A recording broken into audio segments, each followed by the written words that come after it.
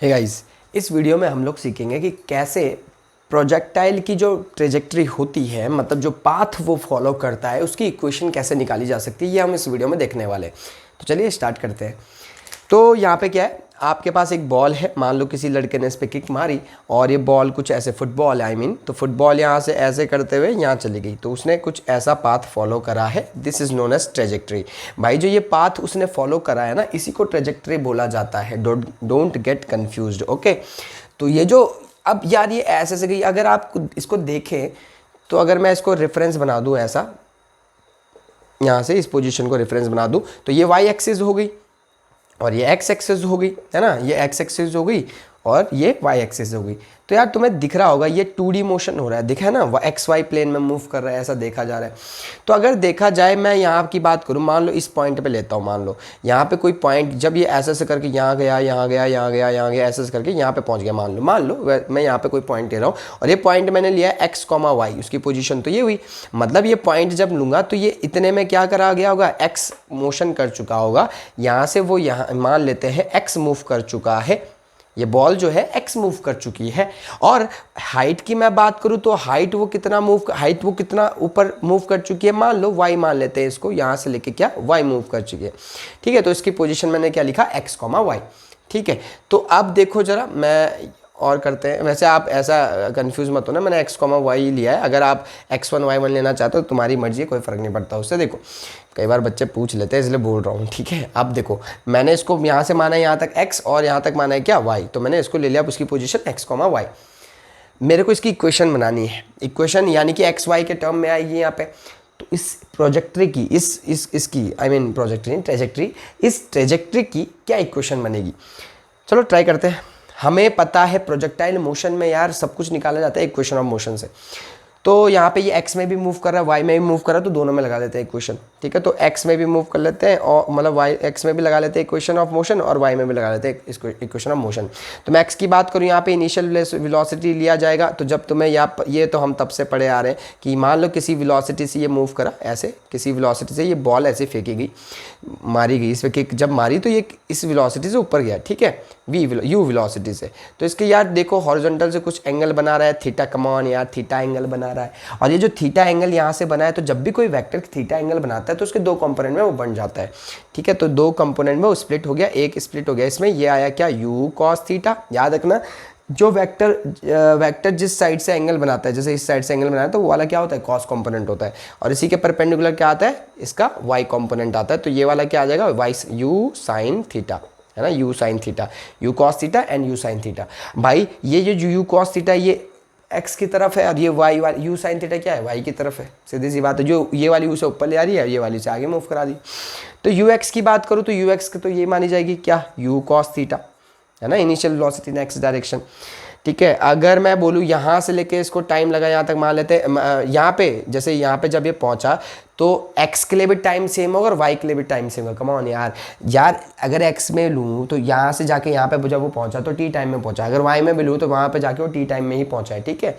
तो मैं क्या ले रहा हूँ, टाइम दोनों के लिए टाइम तो सेम है। अच्छा और देखते हैं एक्सेलरेशन की बात करूँ मैं, अगर ax, भाई x डायरेक्शन में मैं बता चुका हूँ ऑलरेडी कि x डायरेक्शन में कोई एक्सेलरेशन नहीं होता, इसकी वजह से ये वेलोसिटी कभी चेंज नहीं होती, हमेशा ये u cos थीटा बना रहता है पूरे ट्रेजेक्ट्री में, है ना। तो ax क्या हो जाएगा, 0, है ना, इतना आपको पता होगा। और ay क्या होगा, ध्यान देखो जरा, ay पहले मैं यहाँ पे लिख लेता हूँ, y के लिए क्या uy लिख लेते हैं, uy क्या है, u साइन थीटा, और ay क्या है, ay देखो ऊपर जा रही है ना बॉल, तो ये क्या हो जाएगा, माइनस जी एक्सेलरेशन, है ना, इन वाई डायरेक्शन ऊपर, तो माइनस जी लगेगा ऐसे। तो चलो इक्वेशन ऑफ मोशन सॉल्व करते हैं, आप इस लगाते हैं इसे, मैं मिटा रहा हूँ इसे, ठीक है। आई होप आपने ऊपर का लिख लिया होगा, तो इसको मिटा देते हैं। चलो भाई आगे बढ़ते हैं, कमान, उठना है और करना है और आगे बढ़ना है। देखो ये एक्स डायरेक्शन, ये वाई डायरेक्शन, मैं लगाता हूँ दोनों में इक्वेशन ऑफ मोशन लगाते हैं। S x is equals to u t plus half a t square, है ना।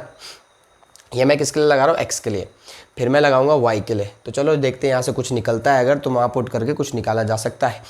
एस एक्स डायरेक्शन में क्या लिया था मैंने, एक्स, क्यों एग्जिस्टेंसेबल कर चुका होगा वो पॉइंट, अगर आपको याद हो ऐसा करके, है ना, ये पॉइंट लिया था तो वो एक्स कितना मूव करा था, यहाँ तक मूव करा था, एक्स डायरेक्शन में एक्स ही मूव करा था, वो मैंने एक्स लिया था यहाँ पे।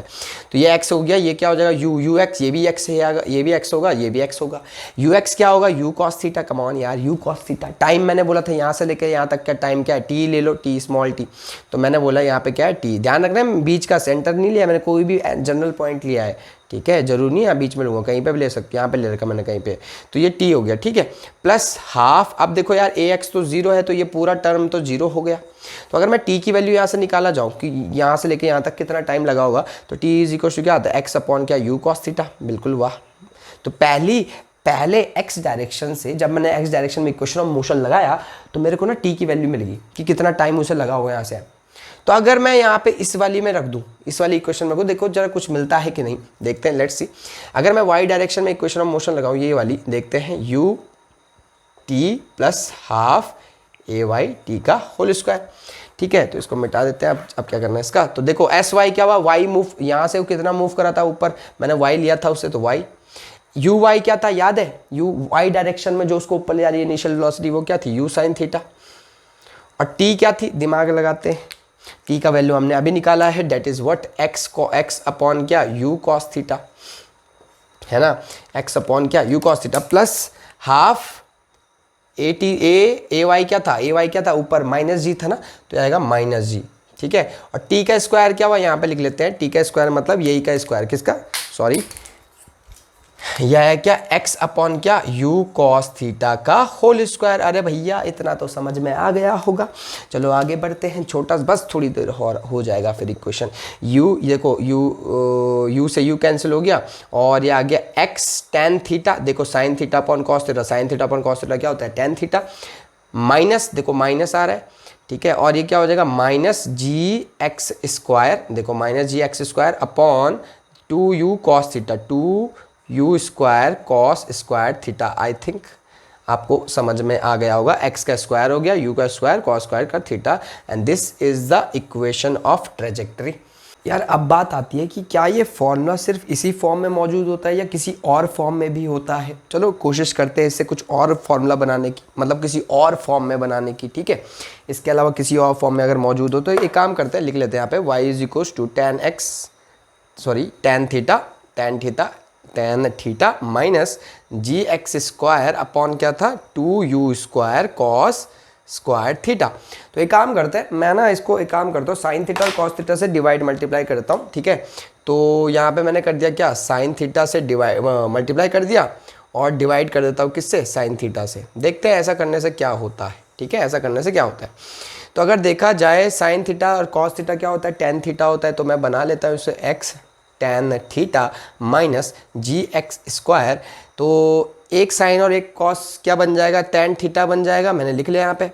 नीचे बच जाएगा क्या, 2u स्क्वायर साइन थीटा, और कॉस थीटा भी बच रहा है, ठीक है, एक कॉस थीटा भी रह जाएगा नीचे। तो यार एक बार थोड़ा फॉर्मूला ऐसा नहीं लग रहा, 2 साइन थीटा कॉस थीटा, एक फॉर्मूला आता था साइन 2 थीटा। साइन 2 थीटा क्या होता है फॉर्मूला मैथ्स में, 2 साइन थीटा कॉस थीटा, तो वही तो बना 2 साइन थीटा कॉस थीटा। तो ये क्या बन जाएगा, x tan थीटा माइनस जी x square tan theta upon 2, यहाँ चले जाते हैं, थोड़ा यहाँ ले आ लेते हैं इसको, 2 को यहाँ पे ले आ लेते हैं, 2 साइन थीटा कॉस थीटा क्या होता है, साइन 2 थीटा, ये आएगा u स्क्वायर साइन 2 थीटा। और भैया अगर मैं क्या करूँ, इस g को नीचे ले जाऊँ, ठीक है, इस g को नीचे ले जाऊँ, यहाँ पे आ जाए, अगर ये ऐसा आ जाए तो भैया ये फॉर्मूला क्या होता था, रेंज का होता था। अगर मैं उसे नीचे ले जा लूँ, इतनी मैथ्स तो आती होगी, तो देखते हैं x tan थीटा माइनस ये क्या हो जाएगा, x स्क्वायर tan थीटा, और भैया ये फॉर्मूला होता है रेंज का, ठीक है, ये फॉर्मूला होता है रेंज का। अब जरा इसको मिटा देते हैं, इस वाले पोर्शन को यहाँ से हटा देते हैं। आपके पास दो फॉर्मूले बन जाएंगे यहाँ पे, एक तो मैंने जो पहले निकाला, अभी एक यहाँ पे मैं निकालने वाला, देखो एक दूसरा रिलेशन भी बना रहा हूँ मैं यहाँ पे। अब अगर मैं इसको कॉमन ले लूँ यहाँ से x tan थीटा, ठीक है, और कॉमन लेके यहाँ देखो जरा, यहाँ लिखेंगे 1 माइनस एक्स अपॉन क्या r।